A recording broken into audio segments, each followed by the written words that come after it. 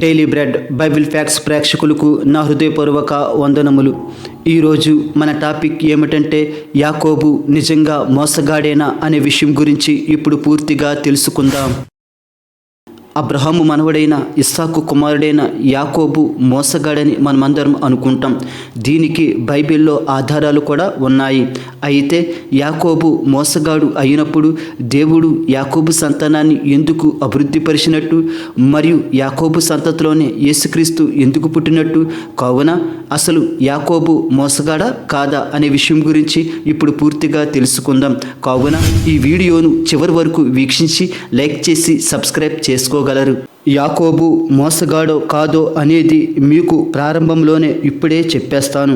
ఆ తరువాత మీకు లేఖనాధారాలు చూపిస్తాను. యాకోబు ప్రారంభ జీవితాన్ని మనం ఒకసారి పరిశీలించినట్లయితే యాకోబు మోసపూరితంగా ప్రవర్తించిన సందర్భాలు ఉన్నాయి. కావున యాకోబు యొక్క ప్రారంభ జీవితం మోసపూరితమే. కావున యాకోబు మోసగాడే. కానీ యాకోబు జీవితం మొత్తం మోసపూరితంగానే సాగలేదు. మధ్యలో మార్పు, పశ్చాత్తాపం, సమాధానం వంటివి పొందాడు. అది ఎలాగో ఇప్పుడు తెలుసుకుందాం. ముందుగా యాకోబు అను పేరుకు అర్థం తెలుసుకుందాం. యాకోబు అను పేరు హిబ్రూ పదమైన యాకేబ్ అను మూల పదం నుంచి వచ్చింది. దీని అర్థం మడిమె అని అర్థం, లేదా మడిమెను పట్టేవాడు అని అర్థం. ఈ పేరు అతని ప్రవర్తన బట్టే వచ్చింది. ఆదికాండం 25:26. తరువాత అతని సహోదరుడు బయటకు వచ్చినప్పుడు అతని చెయ్యి మడిమెను పట్టుకుని ఉండెను, గనుక అతనికి యాకోబు అను పేరు పెట్టబడెను. ఈ లేఖనం ప్రకారం యాకోబు యాసావు కవల పిల్లలు. కానీ ముందుగా యాసావు పుట్టాడు. యాసావు తర్వాత యాకోబు పుట్టాడు. యాకోబు పుట్టేటప్పుడు యాసావు యొక్క మడిమెను పట్టుకుని బయటకు వచ్చాడు. మడిమెను పట్టుకున్నాడు గనుక యాకోబు అను పేరు పెట్టడం జరిగింది. అలాగే యాకేబ్ అను మూల పదానికి వేరే రూపకంలో అర్థాలు కూడా ఉన్నాయి. ఒకటి, వేరొకరి స్థానాన్ని ఆక్రమించేవాడు. 2, మోసంతో స్థానాన్ని పొందేవాడు. దీన్ని బట్టి యాకోబు అను పేరుకు మోసగాడు అను అర్థం కూడా వస్తుంది. దీన్ని బలపరచడానికి లేఖనం కూడా ఉన్నది. ఆదికాండం 27:36. యాసావు యాకోబు అను పేరు అతనికి సరిగానే చెల్లినది. అతడు నన్ను ఈ 2 మార్లు మోసపుచ్చెను, నా జ్యేష్ఠత్వము తీసుకునెను. ఇదిగో ఇప్పుడు వచ్చి నాకు రావలసిన దీవెనను తీసుకునని చెప్పి.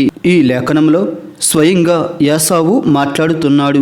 యాకోబు అను పేరు సరిగ్గా యాకోబుకు సరిపోయింది అని యాసావు అంటున్నాడు. ఎందుకంటే యాకోబు యాసావును 2 సార్లు మోసం చేశాడని చెప్తున్నాడు. కావున యాకోబు అంటే మోసగాడు అను అర్థం కూడా వస్తుంది. మరియు పేరుకు తగ్గట్టే యాకోబు 2 సార్లు మోసం చేశాడు.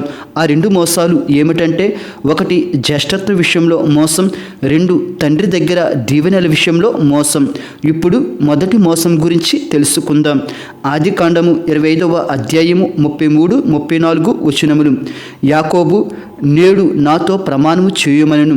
అతడు యాకోబుతో ప్రమాణము చేసి అతనికి జ్యేష్ఠత్వమును అమ్మివేయగా యాకోబు ఆహారమును, చిక్కుడుకాయల వంటకమును యాసావుకిచ్చెను. అతడు తిని త్రాగి లేచిపోయెను. అట్లు యాసావు తన జ్యేష్ఠత్వమును తృణీకరించెను. ఈ లేఖనం ప్రకారం యాసావు ఎక్కువ ఆకలితో ఉన్నప్పుడు చిక్కుడుకాయల వంటకాన్ని ఆశ చూపి జ్యేష్ఠత్వాన్ని యాకోబు తీసుకున్నాడు. యాసావుకేమో జ్యేష్ఠత్వం యొక్క విలువ తెలియక దానిని పోగొట్టుకున్నాడు. ఏది ఏమైనా తెలివిగా యాకోబు యాసావు దగ్గర జ్యేష్ఠత్వాన్ని పొందుకున్నాడు. అయితే కొంతమంది బైబిల్ వ్యాఖ్యాతలు ఈ విషయంలో భిన్నాభిప్రాయాలు వ్యక్తం చేస్తున్నారు. అవి ఏమిటంటే, యాకోబు అంది వచ్చిన అవకాశాన్ని ఉపయోగించుకున్నాడు, ఇందులో యాకోబు తప్పేముంది అని అంటున్నారు. మరికొంతమంది యాకోబు జ్యేష్ఠత్వ విషయంలో మోసం చేశాడన్న మాట యాసావు యొక్క అభిప్రాయం మాత్రమే. కానీ నిర్లక్ష్యం వల్లే యాసావు జ్యేష్ఠత్వం కోల్పోవలసి వచ్చింది, ఇందులో యాకోబు తప్పేముంది అని అంటున్నారు. అలాగే మరికొంతమంది అయితే యాకోబు యాసావు యొక్క అధికమైన ఆకలిని ఆసరాగా చేసుకుని మోసం చేశాడని వ్యాఖ్యానిస్తున్నారు. పోనీ ఈ విషయంలో యాకోబుది తప్ప లేదా యాసావు తప్ప అనేది ప్రక్కన పెడితే రెండవసారి చేసిన మోసంలో మాత్రం యాకోబుది ముమ్మాటికి తప్పే. ఆ రెండో మోసం ఏమిటో ఇప్పుడు తెలుసుకుందాం. ఆదికాండము 27వ అధ్యాయం చదివితే యాకోబు తల్లి అయిన రెబ్కా మాటలు విని యాసావుకు రావలసిన దీవెనలు తను పొందుకున్నాడు. యాకోబు యాసావుల నటించి ఇస్సాకు నుంచి దీవెనలు పొందుకున్నాడు. అప్పటికి ఇస్సాకు అడిగాడు, నువ్వు యాసావువేనా అని అడిగాడు. అప్పుడు యాకోబు అబద్ధం చెప్పి మరియు తండ్రిని మోసం చేసి నేను యాసావునే అని యాకోబు తండ్రి నుంచి దీవెనలు పొందుకున్నాడు. యాసావుల నటించడం మరియు చేతికి నకిలీ రోమాలు ధరించడం మరియు తండ్రికి అబద్ధం చెప్పడం ఇవన్నీ మోసపూరితమైనవే. కావున యాకోబు మోసగాడే. ఈ మోసం వల్ల యాసావు దుఃఖాక్రాంతుడయ్యాడు, ఎలుగెత్తి ఏడ్చాడు మరియు యాసావుకు దీవెనలు లేకుండా పోయాయి. కావున ఒకరిని బాధ పెట్టి పొందుకోవడం అనేది మోసమే. కావున యాకోబు మోసగాడే. అయితే ఈ మోసపూరితమైన జీవితం యాకోబు తర్వాత కాలంలో కొనసాగించలేదు. మార్పు చెందాడు, పశ్చాత్తాపం చెందాడు, సమాధాన పడ్డాడు. అది ఎలా అంటే యాకోబు తన భార్య పిల్లలతో తిరిగి మామ ఇంటి నుండి కనాను దేశం వస్తుండగా యాసావు తన గుంపుతో ఎదుర్కొన్నప్పుడు యాకోబు 7 సార్లు నేలకు వంగి నమస్కరించాడు.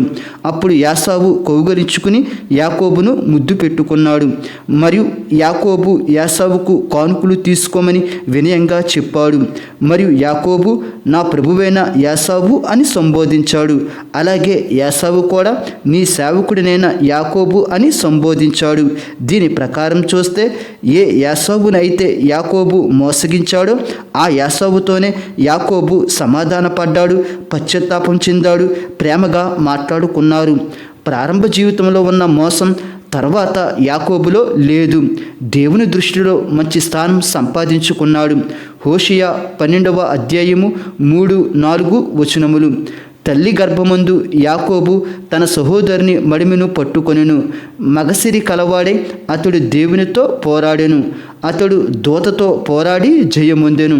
అతడు కన్నీరు విడిచి అతని బతిమాలెను. బేతేలులో ఆయన అతనికి ప్రత్యక్షమయ్యెను. అక్కడ ఆయన మనతో మాట్లాడెను. ఈ లేఖనం ప్రకారం యాకోబు తల్లి గర్భంలో ఉన్నప్పుడు యాసావు మడిమెను పట్టుకున్నాడు. అలాగే పెద్దవాడైనప్పుడు దేవునితో ఒక రాత్రంతా పోరాడి విజయం పొందాడు. అయితే దేవుని దగ్గర మాత్రం కన్నీరు కార్చాడు. అంటే పశ్చాత్తాపం చెందాడు, మార్పును పొందుకున్నాడు, దేవుణ్ణి బ్రతిమాలుకున్నాడు. అందుకే దేవుడు యాకోబుకు ప్రత్యక్షం అయ్యాడు మరియు ఆశీర్వదించాడు. ఆదికాండం 32:28. అప్పుడాయన నీవు దేవునితోనూ మనుషులతోనూ పోరాడి గెలిస్తేవి గనుక ఇక మీదట నీ పేరు ఇజ్రాయేలే గాని యాకోబు అనబడదని చెప్పాను. ఈ లేఖనం ప్రకారం దేవుడు యాకోబును బహుగా ఆశీర్వదించాడు. అతని పేరు ఇజ్రాయేలు అని మార్చాడు. అంటే మోసగాడు అని పేరు దేవుడు తీసేశాడు. దేవుడు మార్చిన పేరే ఇప్పటికీ ఇజ్రాయేల్ దేశంగా పిలువబడుతుంది. ఈ ఇజ్రాయేలు దేశంలోనే యేసుక్రీస్తు పుట్టాడు. ఇంతలా దేవుడు యాకోబు సంతతిని ఆశీర్వదించాడు. అదే యాకోబులో ప్రారంభంలో ఉన్న మోసం తర్వాత కూడా ఉంటే దేవుని ఆశీర్వాదం ఇంతలా పొందుకోకపోదుడు. యాకోబు యాసావుతో సమాధాన పడ్డాడు, మార్పు చెందాడు, కన్నీరు కార్చాడు, పశ్చాత్తాపం చెందాడు, దేవుణ్ణి బ్రతిమాలుకున్నాడు. అందుకే దేవుడు యాకోబును మోసగాడు అని పేరు తీసేసి ఇజ్రాయేలుగా ఆశీర్వదించాడు. కావున యాకోబు యొక్క ప్రారంభ జీవితం మోసపూరితమే మరియు మోసగాడే. కానీ ఆ తర్వాత జీవితం మోసపూరితం కాదు. దేవుడు మిమ్ములను మీ కుటుంబములను దీవించునుగాక. ఆమేన్.